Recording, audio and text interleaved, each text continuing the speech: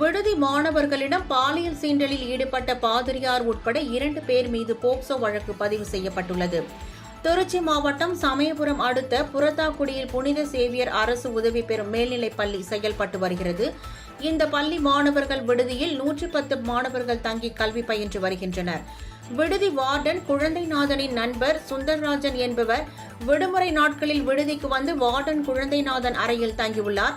அப்போது விடுதியில் தங்கியிருக்கும் மாணவர்களிடம் சுந்தர்ராஜன் பாலியல் சீண்டலில் ஈடுபட்டதாக கூறப்படுகிறது. இதுகுறித்து மாணவர்கள் குழந்தைநாதனிடம் பலமுறை புகார் அளித்தும் எவ்வித நடவடிக்கையும் எடுக்கப்படவில்லை என்பதால் மாணவர்கள் தங்களது பெற்றோர்களிடம் தெரிவித்துள்ளனர்.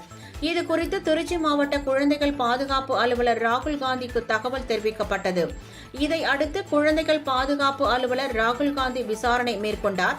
விசாரணையில் மாணவர்களிடம் சுந்தர்ராஜன் பாலியல் சீண்டலில் ஈடுபட்டது தெரிய வந்ததை அடுத்து லால்குடி அனைத்து மகளிர் காவல் நிலையத்தில் ராகுல் காந்தி புகார் அளித்தார். இந்த புகாரின் அடிப்படையில் விடுதி வார்டன் குழந்தைநாதன், அவரது நண்பர் சுந்தர்ராஜன் ஆகிய 2 மீதும் போலீசார் போக்சோ வழக்கு பதிவு செய்து விசாரணை செய்து வருகின்றனர்.